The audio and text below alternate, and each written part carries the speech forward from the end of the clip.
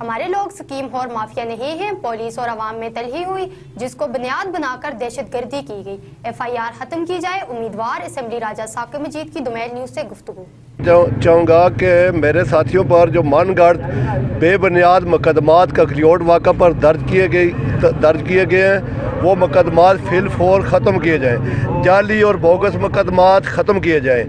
अल्हम्दुलिल्लाह ये जो मेरे साथी जितने भी हैं ये स्कीम खोर माफिया नहीं है और ना ही ये लोकल गवर्नमेंट फंड खाने वाला माफिया है। ये खुददार सियासी कारकुन हैं जो 2011 के इलेक्शन से लेके 2021 के इलेक्शन तक वफाकी हुकूमतों के मुकाबले में साथ खड़े रहे और अल्लाह का लाख लाख शुक्र है कि ये बड़ी गैरत से, जुर्रतमंदी से और बावकार अंदाज से इस सियासी अमल में, सियासी सफ़र में शामिल है।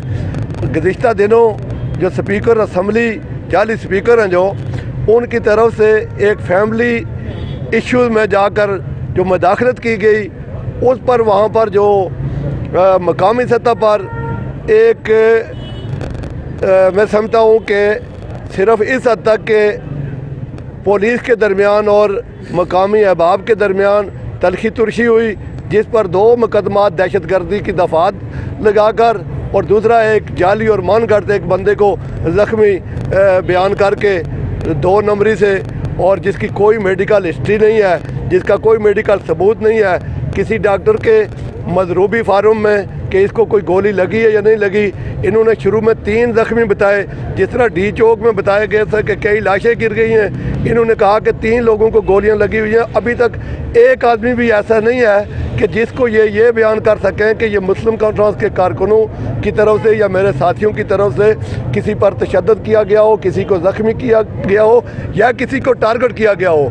और इन्होंने इस मामूली से वाक़ा को ये कहा कि स्पीकर पर कातलाना हमला किया गया है, अल्लाह का खौफ करना चाहिए। ये पुरअमन रियासत है, पुरअमन लोग हैं और पुरअमन रहने दिया जाए, पुरअमन रहा जाए।